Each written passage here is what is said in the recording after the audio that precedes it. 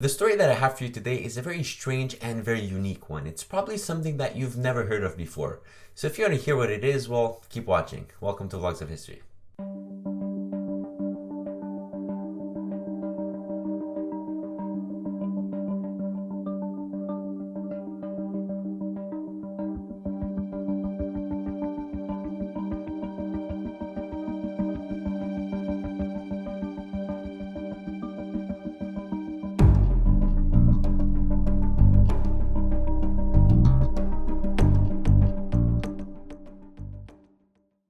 Okay, so picture this. You're with your family at the dinner table. You're having a nice family dinner. There's enough food on the table for everyone, and there's also enough food should anybody want seconds. You then look over to your brother who's sitting next to you, and you notice that he's already finished his first plate, so naturally he goes and he grabs the second plate. After grabbing the second plate, he quickly finishes it, and he's still hungry. Now by that point, there's not enough food left on the table for him to grab a third plate, but you still have some on your plate because, well, let's just say that you weren't that hungry. So you play the good brother or sister, and you decide to give him your food, which he then eats very fast too, and he's still hungry.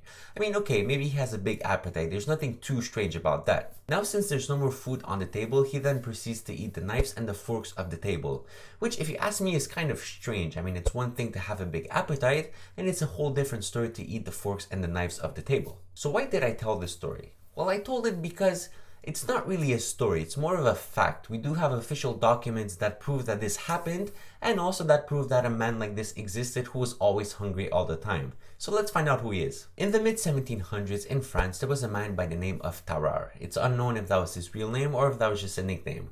He was a man of average height and average weight, and if you saw him in the street, you wouldn't really look over twice because there was nothing different about him. The only different thing was that he was always hungry, literally. No amount of food could physically satisfy him. I mean, he would just eat and still be hungry.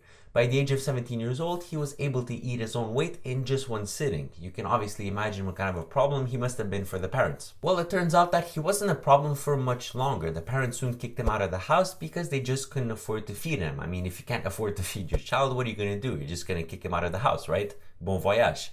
But I mean, poor kid though, right? After being kicked out of the house, he found a bunch of thieves and started traveling with them, stealing and begging for food.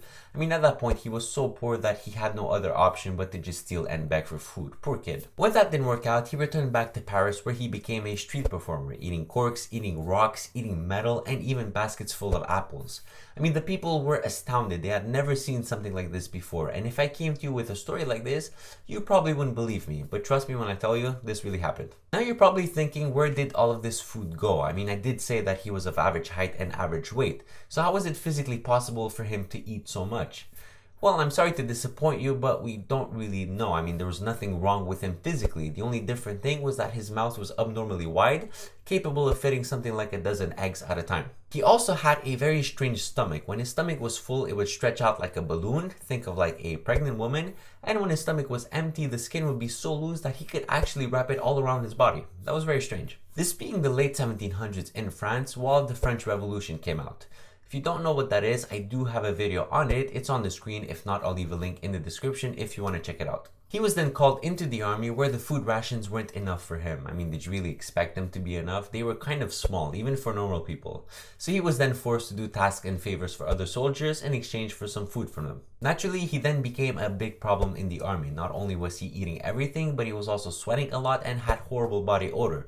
Some people describe this odor as being something very bad that you could smell from over 20 feet away. When the army had had enough, they sent him to the hospital to get him checked out and to see what was wrong with him. I mean, maybe the hospital could find a way to cure him and bring him back to normal. In the hospital, he became a sort of a test subject to the doctors. I mean, the doctors were very intrigued as to what was going on physically with him and how he could physically eat so much and still live. They wanted to test his eating capabilities to see how much he could eat. They gave him a meal for 15 people. He ate it all in one sitting and then fell asleep only to wake up hungry again. They then gave him some live animals like cats, dogs, and pigs, which he all ate live. I mean, the doctors had no idea what was going on. They were astounded. And luckily for us, at least from a historical standpoint, this has all been documented. The doctors were writing everything down and documented the whole thing. That's why we know that this man really existed and that it wasn't just a urban legend of some kind. The doctors didn't really know what was wrong with him. I mean, this was the 1700s. Did you really expect them to find out what was wrong with him? They tried to give him some cures to the best of their abilities, but nothing really worked. I mean, they weren't even treating him for the right thing. Today's doctors would probably diagnose him with something called hyperthyroidism, which has symptoms like excessive eating, rapid weight loss, sweating, and even heat intolerance. But I mean, it's been over 300 years. I think it's kind of too late for a diagnosis now. We don't even have the body with us anymore. At some point, the hospital tests were stopped because the military realized that he could be of use to them. Since he could eat anything, he could maybe eat information and pass it across the enemy lines. They gave him a small box with some information to eat and they sent him across the Germany border. He was then captured because, well, he couldn't speak German, he would eat everything, and he could be smelled from 20 feet away. The Germans, they tortured him, they gave him a horrible treatment, and they traumatized him, even making him believe that he was going to be executed. But when the Germans realized that he was of no harm to them, they just released him back near French lines. Tarrare, on the other hand, he was traumatized and he vowed never to return to the army again, and then kind of disappeared for the next 4 years or so. We don't really know where he went or what he did. All that we know is that 4 years later, he somehow shows up in a hospital. And the reason why he was in the hospital was completely unrelated to his eating disorder. He had contracted tuberculosis, a disease that was very deadly and prominent at the time, which eventually killed him.